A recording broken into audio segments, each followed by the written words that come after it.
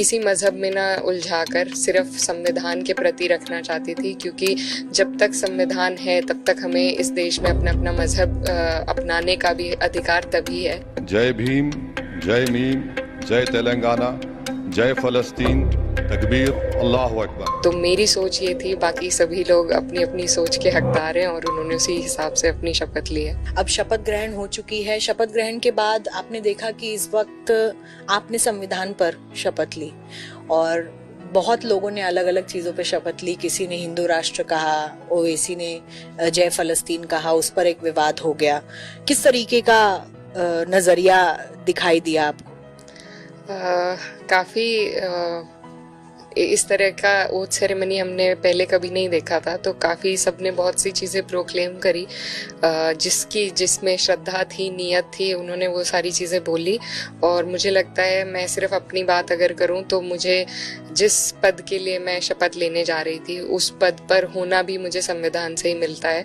तो और मैं बहुत उसको किसी मज़हब में ना उलझाकर सिर्फ संविधान के प्रति रखना चाहती थी, क्योंकि जब तक संविधान है तब तक हमें इस देश में अपना अपना मज़हब अपनाने का भी अधिकार तभी है। तो अभी जो मेरे पद की गरिमा है उसके हिसाब से अगर सबसे बड़ी कोई चीज़ है फ़िलहाल तो वो संविधान है, और संविधान ही हमारे मज़हब को हमें इस देश में अपनाने का, उन्हें आगे बढ़ाने का भी मौका देता है। तो मेरी सोच ये थी, बाकी सभी लोग अपनी अपनी सोच के हकदार हैं और उन्होंने उसी हिसाब से अपनी शपथ ली है। और क्योंकि आप युवा सांसद हैं, लगातार विपक्ष की तरफ से इस बार जो आक्रमण दिखा है वो नीट को लेकर दिखा है। कई सारे छात्र हैं, 24,000 जिनका समय बर्बाद हुआ है, नीट के पेपर लीक्स के जो चीज़ें हैं सामने आई हैं। क्या आपको लगता है कि जैसे कांग्रेस इस मुद्दे को उठा रही, क्या समाजवादी पार्टी की तरफ से भी एक जो सोच है नीट को लेकर, बच्चों के भविष्य को लेकर, उस पर बातचीत आप करेंगी संसद? जी बिल्कुल। सबसे पहले मैं एक युवा हूँ और जिस तरीके से अपनी एक्सपेक्टेशंस मन में बनती हैं आदमी की, जब पढ़ाई को किसी पेपर के लिए आप करते हैं और उसके बाद आपको सिस्टम की तरफ से जब ये निराशा हाथ लगती है तो अपनी मेहनत की निराशा कहीं ना कहीं बर्दाश्त हो जाती है, लेकिन जब सिस्टम की तरफ से होती है तो बहुत अफसोस की बात है और सरकार के लिए शर्मिंदगी की बात है। और ये मैल प्रैक्टिसेस लगातार हमें देखने को मिल रही हैं, न सिर्फ नीट में पर कोई भी भर्ती जो भी निकलती है उसका पेपर लीक हो जाता है उससे पहले ही। तो बहुत बहुत मुद्दे ऐसे हो गए हैं जिसमें कई बार पेपर होने के बाद उनकी मैल प्रैक्टिसेस का पता चला है, जैसे कि नीट में, और कई बार पेपर होने से पहले ही लीक हो जाते हैं। तो ये सरकार की नीयत को दर्शाता है कि सरकार बेरोजगारी वैसे भी नहीं हटा पा रही है, और जो ऑलरेडी इस्टेब्लिश तरीके थे जिससे भर्तियां होना, सरकारी भर्तियां हों या फिर मेडिकल में एडमिशन वगैरह हों, उनको भी कराने में ये सरकार सक्षम नहीं है। तो ये सरकार के कार्यशैली पर बहुत बड़ा प्रश्न उठाती है और इसमें पूरा विपक्ष एकजुट है इस सवाल को उठाने के लिए, और मुझे पूरी उम्मीद है आने वाले दिनों में सरकार का घेराव होगा इस मुद्दे पे। आज ही जैसे जब स्पीकर चुने गए ओम बिरला जी, और उसके बाद राहुल गांधी भी लीडर ऑफ अपोजिशन थे, प्रधानमंत्री मोदी भी थे वहाँ पर, और उन्होंने इमरजेंसी के ऊपर जो है स्पीच अपनी शुरू की, तो सारे जो बीजेपी के एमपीज थे वो धरना देने लग गए क्योंकि लोगों ने ओम बिरला जी को बाई पार्टिजान कहा। तो क्या आपको लग रहा है कि इमरजेंसी पर शुरुआत करना ज़रूरी था इस संसदीय कार्रवाई को? बिल्कुल, उस टाइम सभी का यही एहसास था कि ये कोई ज़रूरी नहीं है, क्योंकि ये वॉट अबाउटरी में जब तक हम उलझे रहेंगे हम आगे नहीं बढ़ सकते। और अब ज़रूरी है हमें कि हम आगे का सोचें।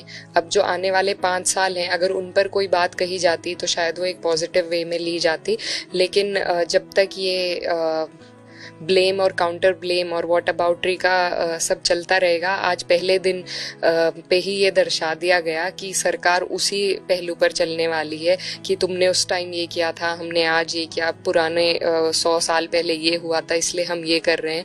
तो यही ये सरकार आज तक करती आई है, और यही इनकी आज के माध्यम से अगर हम देखें, आज का उदाहरण देखकर, तो यही ये आगे भी करने वाली है। तो इनसे कुछ भी एक्सपेक्ट करना मुझे लगता है हमारी ही नासमझी है और हमारी ही बेवकूफ़ी है, और हमें सबक लेने की ज़रूरत है, क्योंकि अब भी पूरी तरीके से हम इनको हटा नहीं पाए।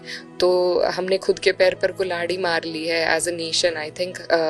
तो हमें इससे बेहतर सीख लेने की ज़रूरत है और ऐसे लोगों को जो कुछ करना नहीं चाहते हैं उन्हें हटाने की ज़रूरत है। आने वाले समय में आप क्या सवाल संसद के सामने रखना चाहेंगी? बतौर युवा सांसद आप क्या पूछना चाहेंगी? देखिए, बहुत से ऐसे मुद्दे हैं, मैं खासकर ये जो नीट का इशू है, मुझे बहुत सारे लोग इस बात पर भी पूछने के लिए कह रहे हैं और अगर मौका मिलता है, वक्त होता है तो मैं बिल्कुल इस मुद्दे पर ज़रूर सवाल उठाना चाहूँगी। और इसके साथ ही जो मेरी कॉन्स्टिट्यूएंसी है उसको हमेशा अपने मद्देनज़र रखते हुए वहाँ पर जो मुद्दे हैं, खासकर कि किसानों का जो मुद्दा है, न सिर्फ हमारे इलाके में बल्कि आसपास के भी इलाकों में इस मुद्दे का बड़ा प्रभाव है, तो उनकी आय दुगनी करने का और उनकी 14 दिन की पेमेंट का भी एक मुद्दा है जो अब तक जिसको सुलझा नहीं पाई है सरकार, तो वो भी एक मुद्दा रहेगा। और उसके साथ ही जितनी भी समस्याएं हमारे समाज में हैं, चाहे फिर वो किसी भी समाज को लेकर हो, तो उन पर मैं सवाल ज़रूर करना चाहूँगी। एक आखिरी सवाल, क्यों इकरा हसन वायरल हो रही है, मुस्कुराती हुई दिखाई दे रही है, पास संसद के अंदर संसद के बाहर? आपने वो वीडियोस देखी हैं? जी देखी हैं और मैं खुद इस सवाल से खुद चिंतित हूँ कि क्यों ऐसा हो रहा है। चिंता में क्योंकि कुछ वजह होनी चाहिए आपको वायरल होने की, और अभी फ़िलहाल कोई वजह ऐसी है नहीं और मैं चाहूँगी कि मैं सही वजहों के लिए हूँ जी, और बिना बात के लिए ना।